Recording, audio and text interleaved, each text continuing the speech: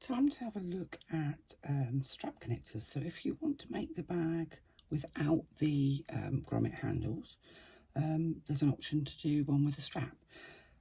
I figured that some people won't have the grommet handles and sometimes they're not easy to find, so to give you an alternative so that you can still make the bag even if you don't have the, come on thread, come up, even if you don't have the handles. Can't get hold of it.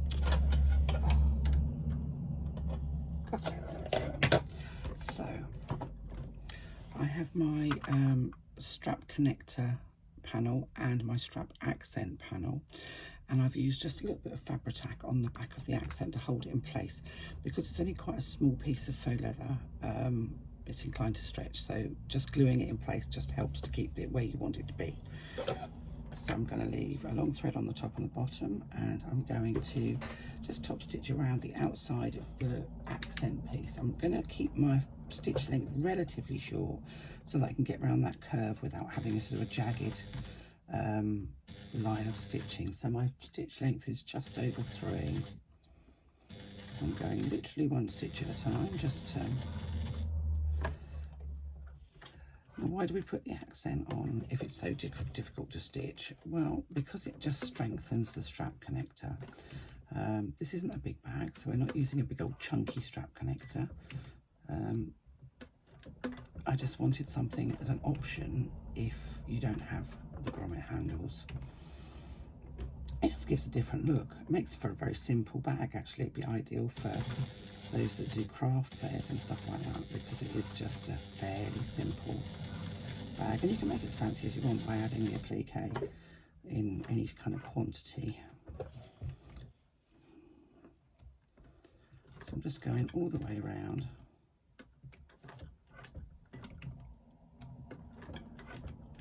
I'm just hand cranking around that curve, just because I'd rather do that and have it look tidy. So all the way around. You can see I have the long threads left. So I'm going to take my self-threading needle and take the threads from the top.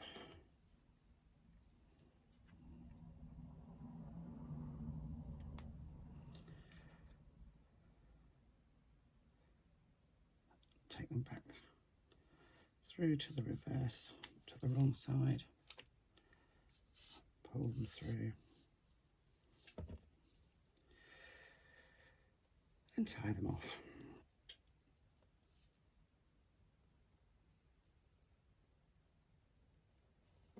Now, even if you do this bag in a fabric for the main exterior fabric, you will still need, if you're going to do this shape of strap connector, you will still need to do these in a faux leather or cork or a non-fraying fabric.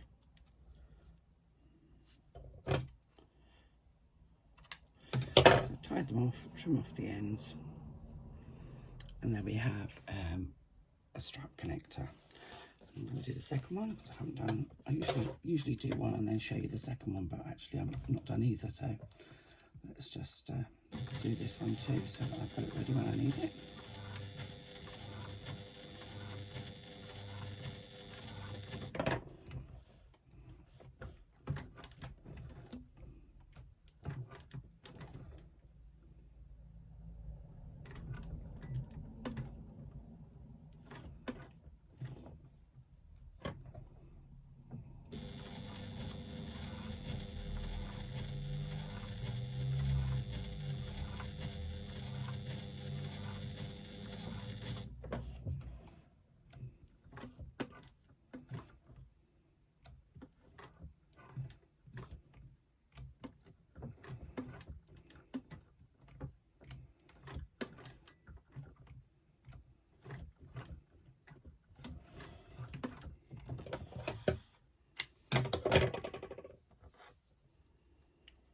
And here we are with the second one.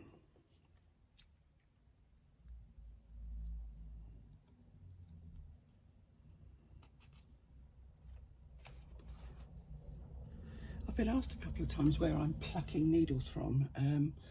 I've got a little pin cushion that sits on the side of my machine that's wrapped around with elastic, and I keep pins and my self-threading needle in that. Just keeps them handy because I'm forever losing pin cushions. I've always got pin cushions about, but I find it difficult to actually have one with me where I need it.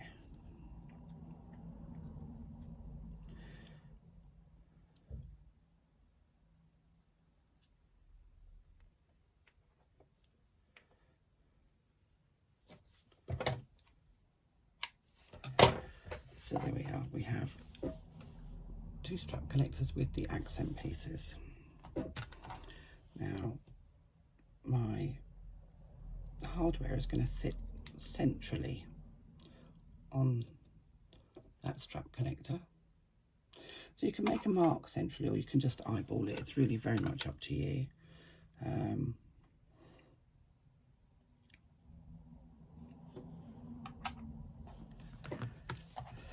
So I'm going to take the back of my bag, and I'm going to make a mark that is 1.5 inches from the top edge. So I'll just move those strap connectors.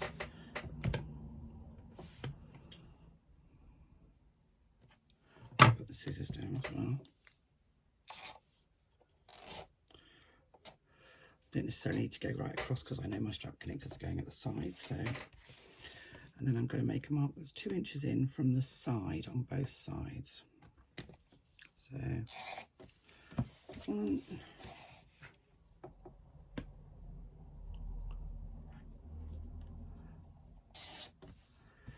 2.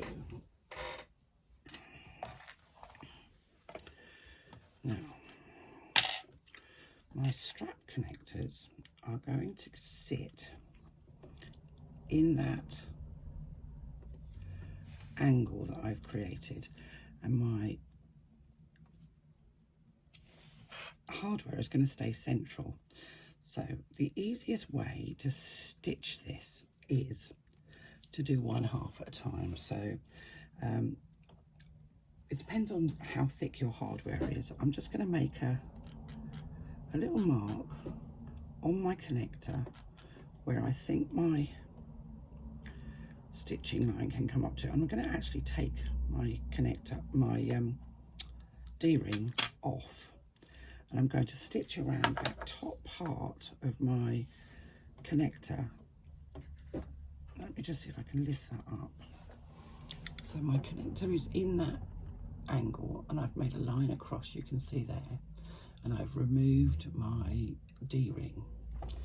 I'm going to stitch across that part, making sure that my connector stays within the that sort of angle that I've created. So I'm going to start 1/8 of an inch away from the side of my main connector, the outside part of the connector, and I'm going to go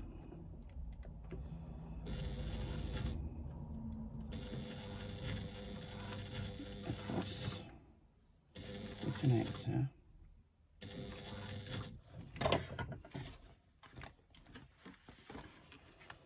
and then I'm coming up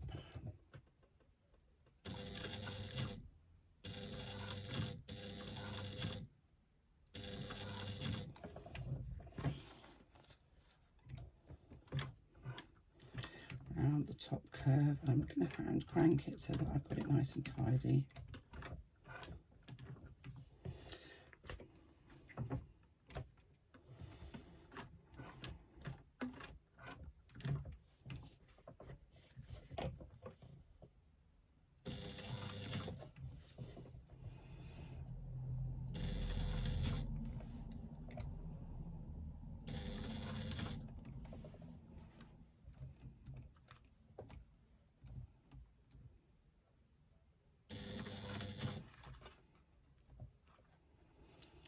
Just going all the way around the top part of my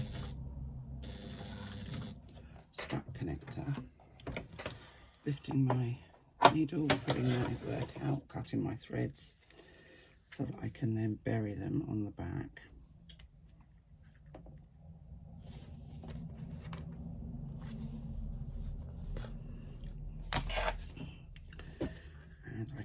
dry those off.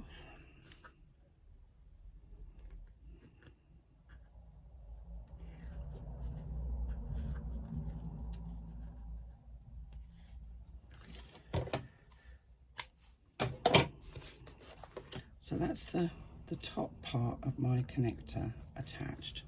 Now I can thread my hardware on and pull it up as far as it will go, and then I can stitch the bottom part. Now some people like to use an ordinary foot. I prefer to use a zipper type foot or a cording foot, just so that I can get as close as possible to the rung on my hardware.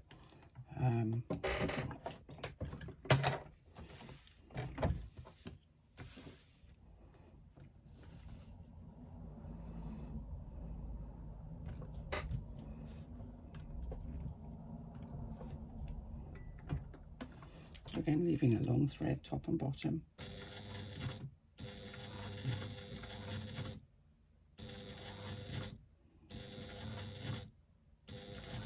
So we're coming across underneath the hardware.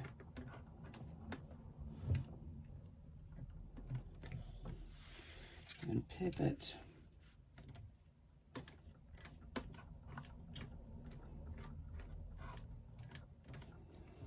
Coming down the side of the strap connector.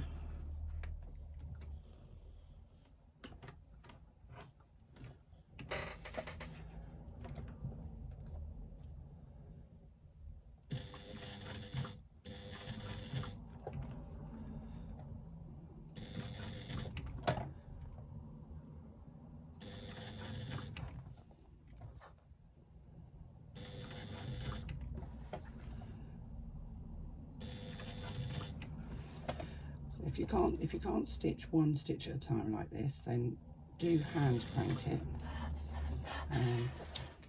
Photo that's getting caught down underneath the back there.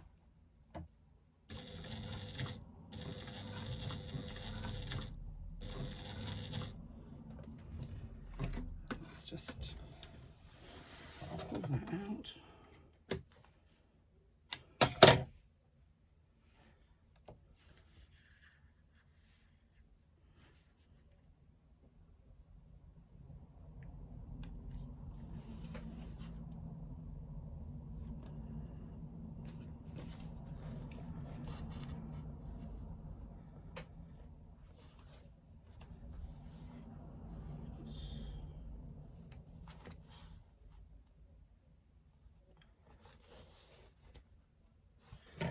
Right, now, I don't know if you can see that, but where I've gone around that corner, where I was hand cranking, I obviously haven't pushed my needle right in, or my foot wasn't flat because it was caught on there.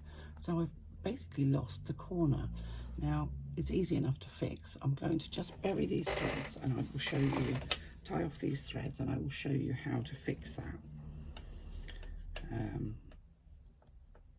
Because it's something that does happen, and it happens often when you've got hardware and you're trying to stitch really close to it.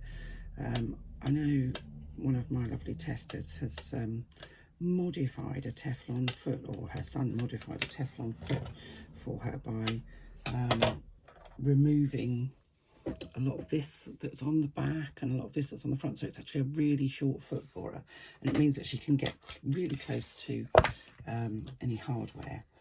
So let's just grab a bit of thread to match the top thread. I'm just going to thread that onto my self-threading needle. It's not a very long piece. And from the back, I'm just going to come up and out at the point where I think that stitch should have caught. And I'm just keeping hold of the thread at the back because I'm very good at pulling it right through. I'm then going to come under that stitch that didn't catch and back into the hole that I've just made, which will pull that stitch out and make a corner. Now I'm kind of hoping you can see that. It's actually difficult to see on this this faux leather, but I'm hoping that you can actually see that that's created the corner, whereas before it wasn't. I can turn it over and I can tie off those threads. Basically what I've just done is added what would have been added in the bobbin, from the bobbin, when it should have caught on the bobbin thread and it hadn't for some reason, probably because I'm trying to butt it up against the hardware.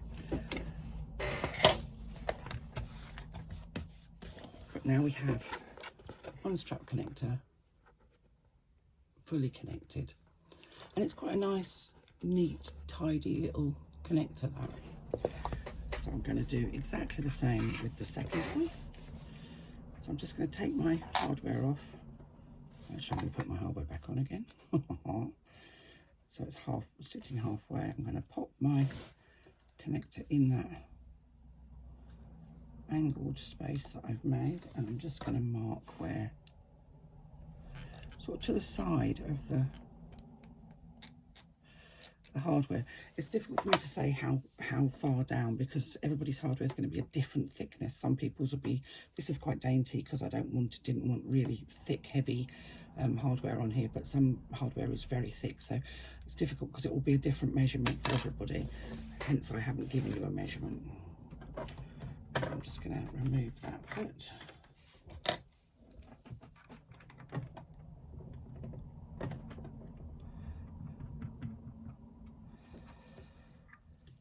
And pop that one back on. So I'm going to do exactly the same process with the second connector. So I'll have two connectors. You don't need to see me doing it again. You've seen me doing it once. And I'll be back to show you how to put the base the foam and put the base on.